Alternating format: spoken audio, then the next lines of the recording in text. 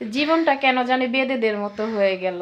ঠিক আছে, বেদেরা যেমন সংসার বাঁধে, আজকে নদীর এই পারে কালকে নদীর ওই পারে, সেম আমার জীবনটা এরকম হয়ে গেছে। মাঝে মাঝে আম্মুও বলে তুই তো বাইদ্যান্নিগর মতো দেশে দেশে থাকস, কপালে না ঘি ঠক ঠকাইলেও হইব কি, বাড়িঘর থাকতেও নিজের বাড়িঘরে থাকার সৌভাগ্য আমার নাই। ঠিক আছে, কারণ আমি সরকারি চাকরিজীবীর বউ। ঠিক আছে, আমার হাজব্যান্ড সরকারি জব করে, আর আমার হাজব্যান্ড আমাকে এতটাই ভালোবাসে যে চোখের আড়াল করতে চায় না।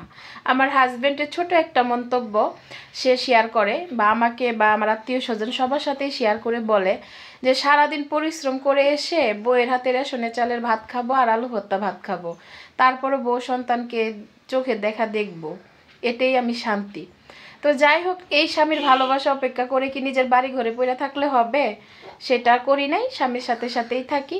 আজকে স্বামী এখানে থাকে, কালকে ওইখানে। যাই হোক, সরকারি জব করে যারা বুঝতে পারবেন এরকম একটা প্রবলেম হয়েছে। আমার হাজব্যান্ডের বদলি হয়ে গেছে, তো কোথায় সেট হবো বা কী সমস্যা, এগুলো নিয়ে ভীষণ টেনশনে আছি।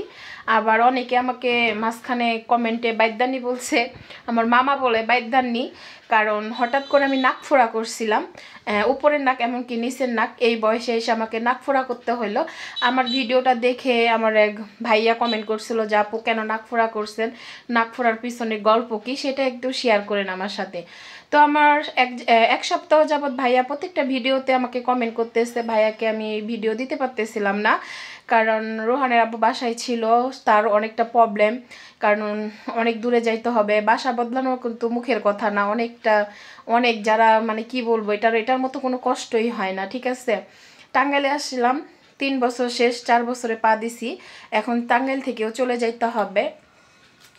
তো কবে যাব, কিভাবে যাব, কোনভাবে যাব, এইসব ডিসিশন নিতে নিতে সময় দিনগুলো পার হয়ে চলে যাচ্ছে। ভিডিও আর কিভাবে আপলোড দিব। ভাইয়া কিন্তু অনেকটা রাগ অভিমান করে ফেলছে যে সাধারণত একটা ভিডিও আপলোড করছিলাম আপুকে, আপু রিপ্লাই দিচ্ছেন। যাই হোক, সে বিষয় নিয়ে কথা বলি। ভাইয়া আজকেও আপনাকে শর্টকাটের মধ্যে উত্তরটা দিচ্ছি, গল্পটা বলতেছি নাকফোড়া পিছনের গল্প।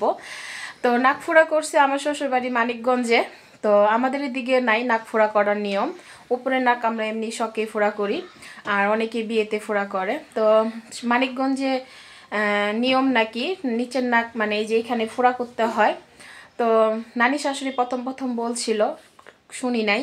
তারপরে আমার যা বিয়ের পরে আমার যা কেউ নাক ফোড়া করা দেওয়া হয়েছে, এটা করলে নাকি স্বামীর ভালো হয়, বাস এতটুকুই জানি, এর পিছনে আর কোনো গল্পই জানি না আমি।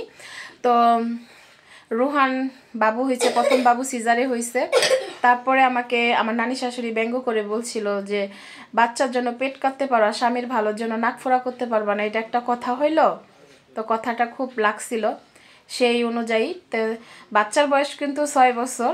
তো 6 বছর অপেক্ষা করতে করতে মামিকে নিয়ে ডেন্টালে গেছিলাম। ডেন্টালে এক ভাইয়ার সাথে গল্প করতেছিলাম, ভাইয়া তখন অবশ করে নিচের নাক ফোড়া করে দিছে, আর উপরে নাকের বিনটা একটু নিচে চলে আসছিল। ডায়মন্ড নিব, ডায়মন্ডের নাক ফুল একটু বড় না পড়লে হবে না, এই জন্য উপরের নাকটা ফোড়া করে দিছি একসাথে 2। আমার নাকটা অনেক মোটা ছিল, অনেক ব্যথা পাইছি।